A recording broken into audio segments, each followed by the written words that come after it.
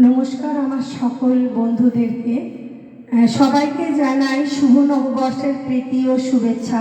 বড়দেরকে প্রণাম জানাই এবং ছোটদেরকে আমার অনেক অনেক ভালোবাসা জানাচ্ছি।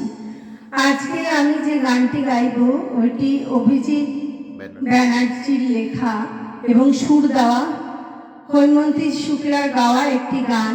যদি ভালো লাগে অবশ্যই লাইক করবেন, শেয়ার করবেন, কমেন্টস লিখবেন আর আমার চ্যানেলটা সাবস্ক্রাইব করবেন। আর যারা ফেসবুক থেকে দেখছেন তারা শেয়ার করবেন, লাইক করবেন এবং অবশ্যই কমেন্টস করবেন।